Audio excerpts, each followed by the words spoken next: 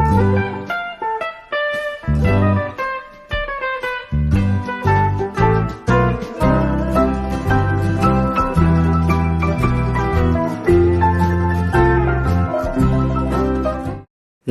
सभी को, मैं मत्तू केवट। मैं आज आपको इस वीडियो के माध्यम से कक्षा 5वीं विषय गणित में शिष्यवृत्ति के अंतर्गत दिनदर्शिका जिसे कैलेंडर कहते हैं, इसके बारे में मैं आपको संक्षिप्त परिचय देने वाला हूं। तो आइए लीजिए आप इस वीडियो के माध्यम से दिनदर्शिका अथवा कैलेंडर का संक्षिप्त परिचय प्राप्त करिए। तो देखिए, हम सभी जानते हैं कि सप्ताह के हफ्ते या वार कितने होते हैं। एक सप्ताह में 7 दिन होते हैं, अर्थात एक सप्ताह के वार 7 होते हैं। और एक वर्ष के महीने कितने होते हैं? एक वर्ष के महीने 12 होते हैं, अर्थात एक वर्ष में 12 महीने होते हैं। इसके बाद देखिए, 31 दिनों के महीने कितने होते हैं? 31 दिनों के महीने कौन कौन से हैं? देखिए, 31 दिनों के महीने, पहला महीना है जनवरी, दूसरा मार्च, तीसरा मई, चौथा जुलाई, पांचवा अगस्त, छठा महीना अक्टूबर और 7वां महीना दिसंबर।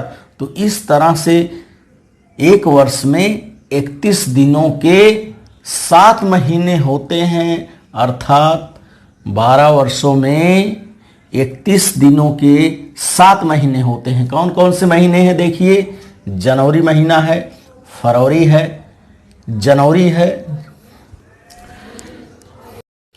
31 दिनों के महीने देखिए, जनवरी है, मार्च है, मई है, जुलाई है, अगस्त है, अक्टूबर है और दिसंबर है। इस तरह से कुल 7 महीने होते हैं, अर्थात एक सप्ताह में वार जो 7 दिन होते हैं।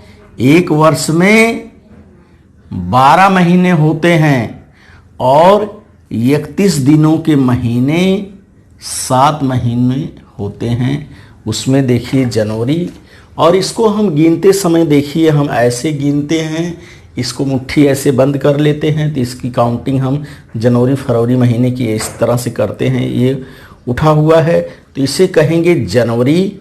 ये देखिए फरवरी 28 दिन का, मार्च 31 दिन का, जनवरी फरवरी मार्च अप्रैल मई जून जुलाई 31 दिन का। जुलाई के बाद फिर जोड़ लीजिए अगस्त 31 दिन का, अगस्त के बाद सितंबर, अक्टूबर, नवंबर, दिसंबर। अर्थात इस तरह से आप महीनों को गिन करके बता सकते हैं कि जहाँ एक गड्ढे में उंगली जा रही है, ये 30 का हो गया, और जहाँ ऊपर उंगली जा रही 31 का हो गया। 30, 31, 30, 31, 31 यहाँ उठा हुआ है, ऐसे मुट्ठी बना दिए, यहाँ भी 31 उठा हुआ है। इस तरह से 30 और 31 के महीनों की हम काउंटिंग करते हैं। 30 दिनों के महीने देखते हैं। इसके पहले हमने देखा कि 31 दिनों के महीने कितने हैं? 7 महीने होते हैं। अब हम देखते हैं कि 30 दिनों के महीने कितने हैं। पहला देखिए, अप्रैल, जून, सितंबर, नवंबर, इस तरह से 4 महीने जो हैं वर्ष में, ये 30 दिनों के होते हैं। अप्रैल है, जून है, सितंबर है और नवंबर, ये 4 महीने 30 दिनों के होते हैं। इसके बाद देखते हैं कि 28 तथा 29 दिनों का महीना कौन सा है। तो 12 महीनों में फरवरी महीना एक जो है, ये कभी 28 का होता है तो कभी 29 का होता है, अर्थात ये एक महीना जो है फरवरी, ये 28 या 29 दिनों का होता है। तो देखिए, ये 29 दिनों का कब होता है? लीप वर्ष जिसे कहते हैं, लीप वर्ष या अधिवर्ष कहते हैं।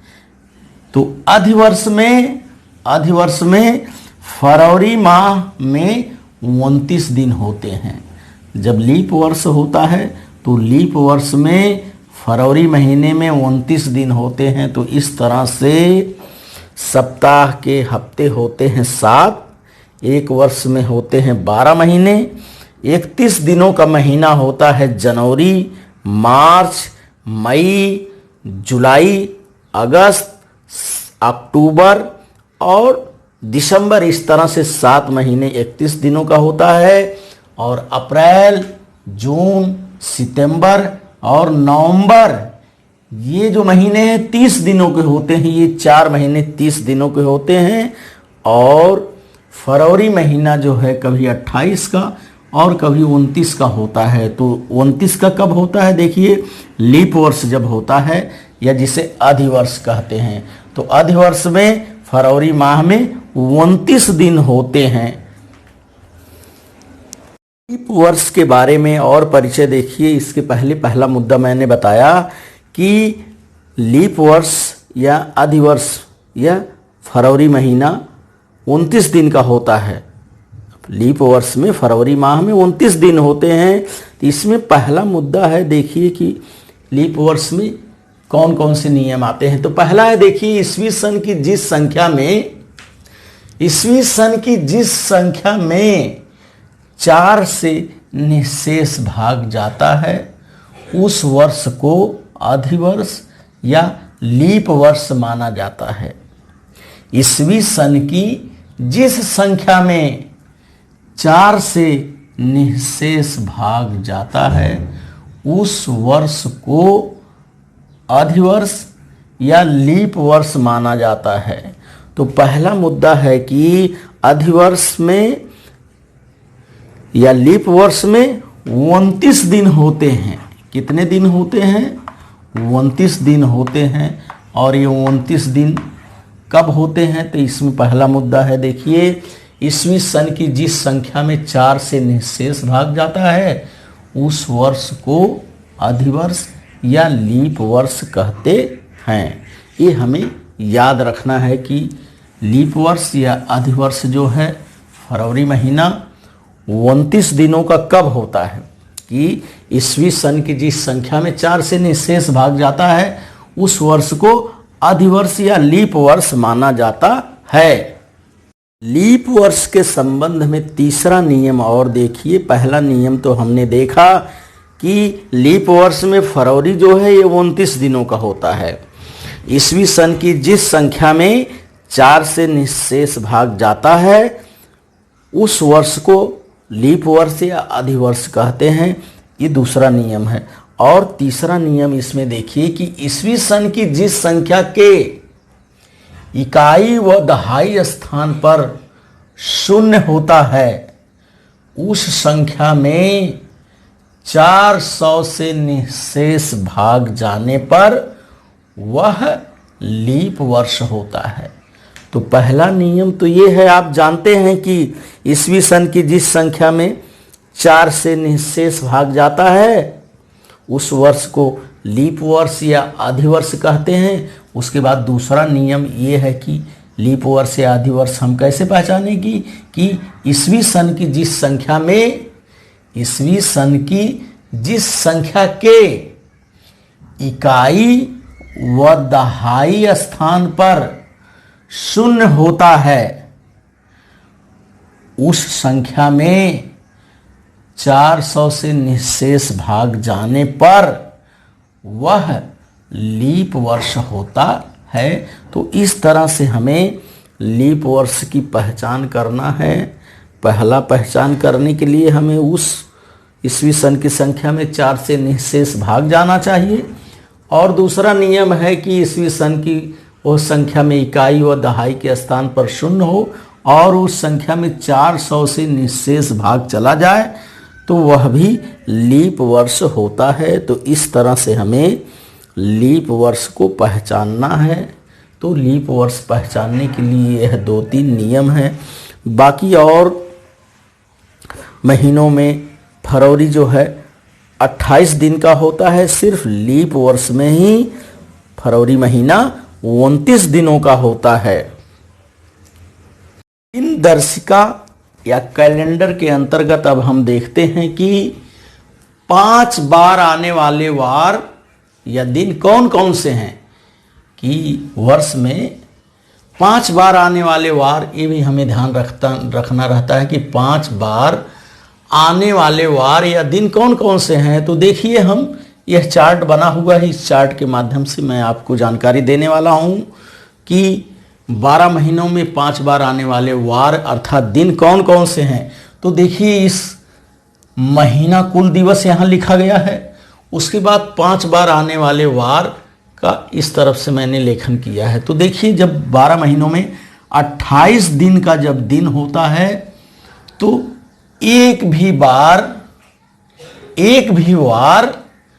5 बार नहीं आता है। यदि 28 का महीना है तो एक भी वार 5 बार नहीं आता है। ये हमें ध्यान में रखना है कि जब 28 का महीना रहेगा तो इस तरह से प्रश्न पूछे जाएंगे कि 5 बार कौन से दिन हैं। तो इसमें हमें ध्यान रखना है कि एक भी वार जो है ये 5 बार नहीं आता है। अब देखिए, यदि 29 का दिन रहेगा, महीने का दिवस यदि 29 का है, 29 का महीना है, तो दिनांक 1 तारीख का वार जो है वो 5 बार आता है। यदि महीना 29 का है तो दिनांक 1 तारीख का वार ये 5 बार आता है। अब देखते हैं, यदि 30 का महीना है, यदि 30 का महीना है तो दिनांक 1 व 2 तारीख का वार 5 बार आता है। ये हमें ध्यान में रखना है कि यदि 30 का महीना है तो दिनांक 1 और दिनांक 2 ये तारीख का वार जो है 5 बार आता है। ये अर्थात दिनांक 1 व 2 तारीख का वार 30 महीने के दिवस में 5 बार आता है। यदि महीने के दिवस 31 दिनों का महीना है तो दिनांक 1, 2 व 3 तारीख का जो वार है ये 5 बार आता है। तो इस तरह से हमें ध्यान रखना है कि 5 बार आने वाले वार या दिवस कौन कौन से है। तो फिर से एक बार देखिए, यदि महीने के दिवस 28 दिन का महीना है तो एक भी वार 5 बार नहीं आता है। यह हमें ध्यान में रखना है। यदि 29 दिनों का महीना है तो दिनांक 1 तारीख का वार 5 बार आता है। यदि 30 दिनों का महीना है तो दिनांक 1 व 2 तारीख का वार 5 बार आता है। यदि 31 दिनों का महीना है तो दिनांक 1, 2 व 3 तारीख का वार जो है ये 5 बार आता है। तो इस तरह से हमें दिन दर्शिका के अंतर्गत सप्ताह, वर्ष और महीनों के बारे में हमने जानकारी प्राप्त किया। तो हमने देखा कि सप्ताह के वार कितने होते हैं, 7 वार होते हैं। रविवार, सोमवार, मंगलवार, बुधवार, गुरुवार, शुक्रवार, शनिवार। और 31 दिनों के महीने जो होते हैं, वर्ष के 12 महीने होते हैं, आप जानते हैं, जनवरी, फरवरी, मार्च, अप्रैल, मई, जून, जुलाई, अगस्त, सितंबर, अक्टूबर, नवंबर, दिसंबर। और इन 12 महीनों में से 31 दिनों के महीने होते हैं 7, जनवरी, मार्च, मई, जुलाई, अगस्त, अक्टूबर, दिसंबर। ये 7 महीने 31 दिनों का होता है। और 30 दिनों के महीने होते हैं अप्रैल, जून, सितंबर और नवंबर। ये 4 महीने जो है 30 दिनों के होते हैं। और 28 तथा 29 दिनों का महीना जो है ये फरवरी महीना होता है।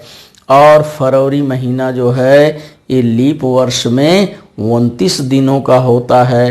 तो इस वीडियो के माध्यम से आप दिन दर्शिका कैलेंडर की जानकारी प्राप्त करिए। और मेरे आगे आने वाले वीडियो के लिए आप मेरे इस चैनल को लाइक करें, सब्सक्राइब करें, बेल आइकन को दबाएं। धन्यवाद सभी को।